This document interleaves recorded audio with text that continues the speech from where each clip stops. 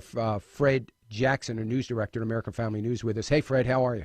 Morning, Dan. Well, everybody is now familiar with the IRS scandal, and if you've been near a TV over the last couple of weeks, you've probably seen a number of IRS officials, past and present, who have been testifying before the House Ways and Means Committee under Darrell Issa. Well, today we're actually going to hear from representatives of the 6 conservative groups who were targeted by the IRS. Now, unless you've been living under a rock over the last month or so, you know that these groups were targeted because of words in their application like Tea Party, like Patriot, et cetera, et cetera. Now, what's really interesting, the liberal media even are using words like targeted. So the public is convinced, and nobody is arguing, that these groups were singled out because of their conservative values, conservative points of view. What's really interesting at this point is the White House and others, and even the IRS, the new IRS commissioner yesterday testifying is, yes, these are serious, serious problems, but we're going to fix them.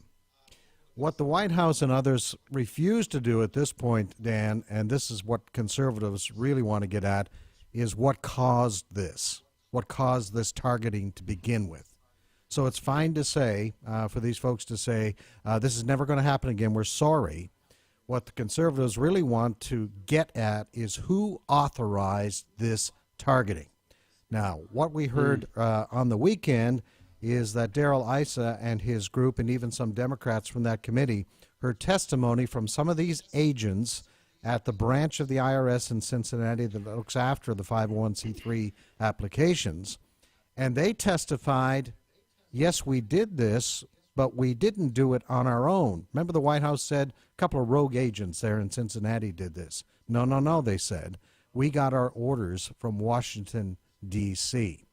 So the banana peelers keeps peeling back on this whole thing. The finger now is being pointed at Washington. Now, also today, we are going to get a new report from the Inspector General for Tax Administration, J. Russell George. We got a little bit of a preview yesterday on this, on another scandal involving the IRS, and this is the $50 million in taxpayers' money, your money, my money, $50 million on conferences for employees of the IRS between 2010 and 2012. Now, in case you haven't heard it, there was one conference, just one of those conferences, Dan, $4 million for one conference, August 2010 in Anaheim, California. Now, anybody who sets up conferences or you go to conferences, you know that when they have the conventions, the hotel gives special rates. Well, the IRS, because they're playing with your money and my money, didn't even ask for a special rate for the rooms. And some of the rooms, they paid for $1,500 a night, $3,500 a night, presidential suite. They spent this is just one conference. They spent $135,000 in fees, speakers' fees. One speaker got $17,000. Not a bad day's pay to talk about, quote, leadership through art. All right? Through art, okay. Again, stickman, you know? Oh, and you get $17,000 for doing stickman graphs on a piece of paper. Hey, I'm speaking at a leadership conference today. I know I'm not getting $17,000. As a matter of fact, I don't even know what I'm getting.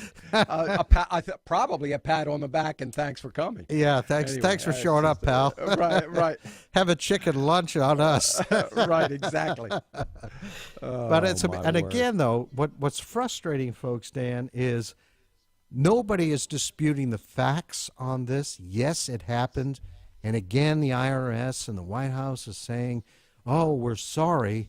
It won't happen again. But we want to find out why it happened in the first place.